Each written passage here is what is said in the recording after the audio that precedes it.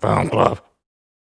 Thank you for joining us for another episode of Film Club. I'm one of your hosts, Andy Harrison. With me, as always, it's Andy Donaldson. Hello. Every week in Film Club, we invite you along to watch a film with us, and this week we are taking a look at Bonnie and Clyde.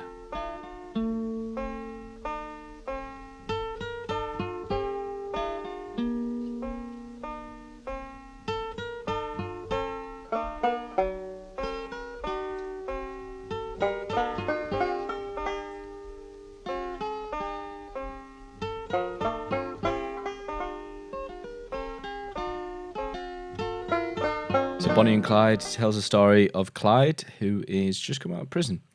He attempts to steal a vehicle of Bonnie's mother. Bonnie's like, hold up, don't do that. And he's like, would you like to live the high life? She's like, yeah, man. So they go and live the high life, meet up with a few acquaintances or new people to meet, or in some cases, brother's wife. And they go on a spree of crime and rob banks and kill people. And then, spoilers, die. 1967 film, and it's a biographical film that has a sort of new age Western feeling about it. Mm-hmm. Now, I'm really interested to see where you landed on this, because for me, I spent the whole film trying to like it more than I did, if I'm honest. I agree with you. It was just, there was some good intentions here and there, and I loved a couple of scenes. But if I'm honest, when the whole thing comes together, it really wasn't quite doing it for me. So I went in with really high expectations. So I've got to approach it, and I've got to respect that I came into this thinking it's going to be class. It's not class, unfortunately. I'm sorry. It's a product of its time. But the characters, I only really felt that one character, maybe two, held up. And I look at it and I'm thinking, what is to like about this film? It's funny that you mention it being a product of its time, because do you know the circumstances in which this film came out by any chance? I don't at all, sorry, mate. So this is often cited as one of those early examples of Hollywood New Wave. Now, what, really? Hollywood New Wave is a period in cinema that I really am quite fond of. It's something that really connects with me. A lot of the work there, I think, is quite interesting. For Bonnie and Clyde, I can see what they're doing. Now, when the film originally came out, there was lots of discussion going on around its use of violence and its use of sex. You know, there's some relatively graphic work in there, again, for its time, which would pave the way for filmmakers going forward to be a bit more brave and a bit more experimental and a bit more open and willing to use that sort of level of violence, that level of sex, and that level of discussion on those topics.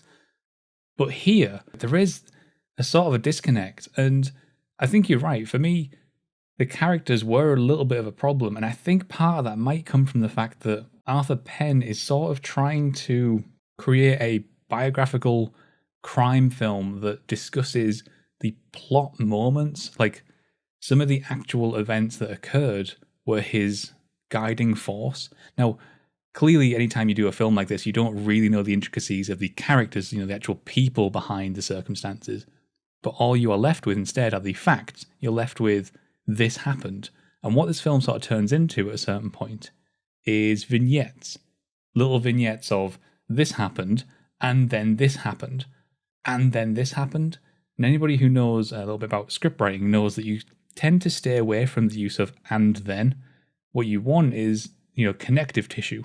An event causes another event to happen, which sets your characters off in motion on a larger story. Whereas here, what we have are just these small little connective moments. And I know that that's kind of what this gang was, known for. It was known for sort of just rolling into town, causing some trouble, and then getting out of there. But as a film structure, it's a bit problematic. Initially starts off with a really quick pace. The pacing's quite lovely. Like, she meets Clyde outside, gets into the car, they commit the first crime, and then it goes forward to meet DW, I think it's called. And then, I'm thinking, oh, this is quite cool. Like, how the characters come together, their relationships, they're building up on this. And then it's almost like a graph. And then you just see a sudden collapse. And that collapses the pace. And then it becomes, as he said, and then this happened, and then this happened. It had so much potential and promise at the start that God knows why, but it just fell at the end. Not even at the end, I dare say, before the middle. So one funny little thing, actually, when Gene Hackman is introduced into the film, I was watching this with Natalie and she went, oh, is that Gene Wilder? And I went, oh no, it's Gene Hackman. That's hilarious. Cut to 20 That's minutes hilarious. later, and Gene Wilder turns up. We were like, oh I my love his- God, yeah. she summoned him. I love his little like cameo appearance. I was looking at him, I was thinking, that's fucking Willy Wonka. That's Willy Wonka. Obviously, Gene Wilder. There is nothing entirely bad about every character in this film. There are some good character moments, but what this film really struggles with is developing characters. And I think Gene Wilder's character, I think Norman was he called or something daft? He was really cool in this. Bonnie as a character is really great for the majority, right? She is a new wave woman. She is someone who is independent. She's fierce.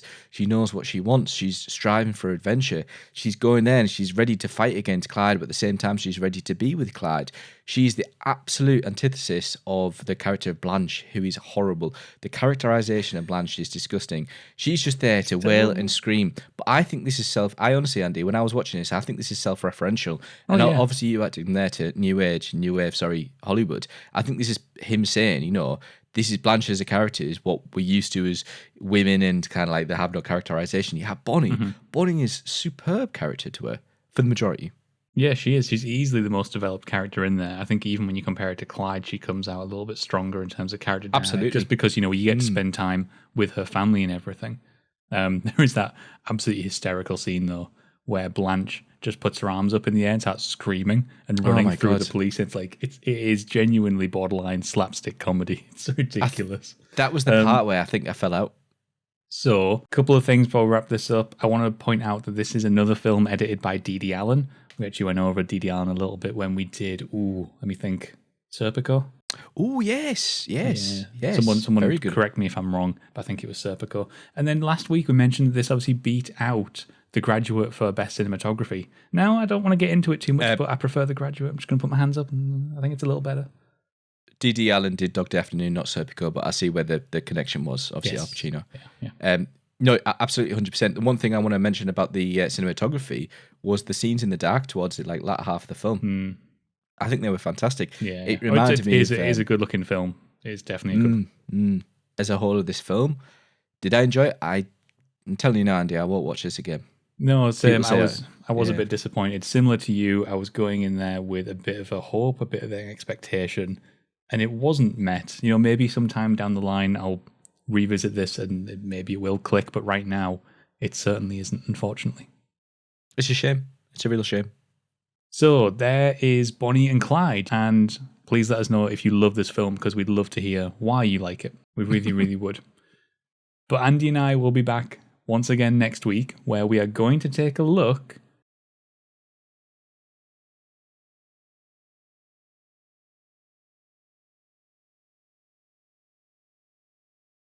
till then, get watching.